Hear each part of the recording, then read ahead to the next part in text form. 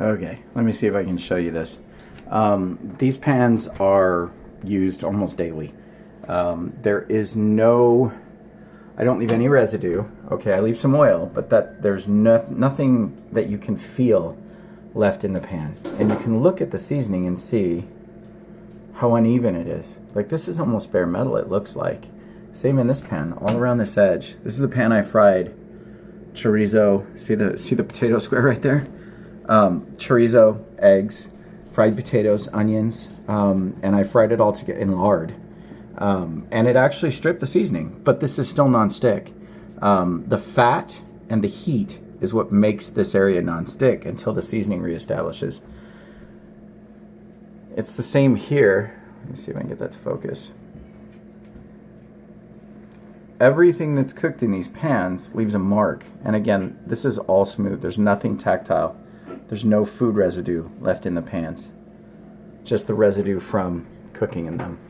And again, totally non-stick. Nothing sticks to these pans as long as I do my part. Now, if I have the pan too cold and I throw cold eggs in it, they're going to stick. I mean, that's all there is to it. The pans aren't magic, but the properties improve as you use them. You know, after 6 months to a year, these pans are going to take pretty much any abuse. They're all new. They're all a few weeks old. Not one of these pans has been, you know, I can't remember when exactly I got them. 3 weeks, a month tops, maybe. And they work like magic, but it's also me doing my part. I think a lot of the problem that people have with carbon steel pans is they expect them to just instantly work like non-stick. And, you know, chemically non-stick pans are a whole other thing. Things don't stick to them on a molecular level. The seasoning in this will eventually be that non-stick. But in the meantime, I have to do my part, make the pans hot, put enough fat in, let that seasoning reestablish itself. Hand me the oil. And part of that also is pre-seasoning.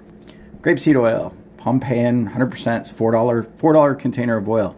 I don't cook with this, and look how much is gone. I clean with it with kosher salt. If there's anything stuck in the pan, I clean with it with kosher salt.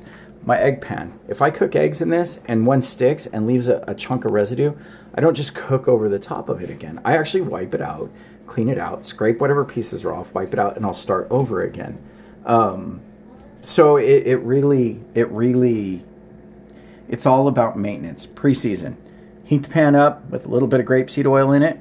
Cook it until it starts to smoke. Let it pre-season for, a minute 30 while you're getting everything else ready to go. And then dump that oil out into a container. I use a big, huge black coffee mug that sits next to the stove. And save it for the next time.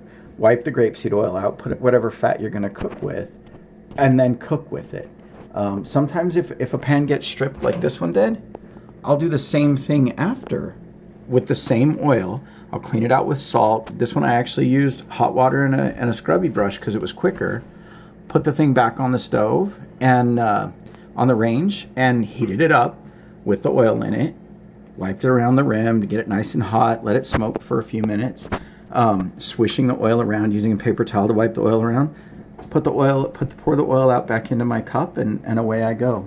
So again, I really think a lot of people believe that these pans are seasoning as a destination, and it's not. Seasoning is a process, and it's a continuous process through the life of the pan. You screw up, the seasoning goes away. Even if you don't screw up, you just cook. I didn't know for sure what would happen with that, with the seasoning when I cooked the chorizo. I'd never cooked chorizo in the pan.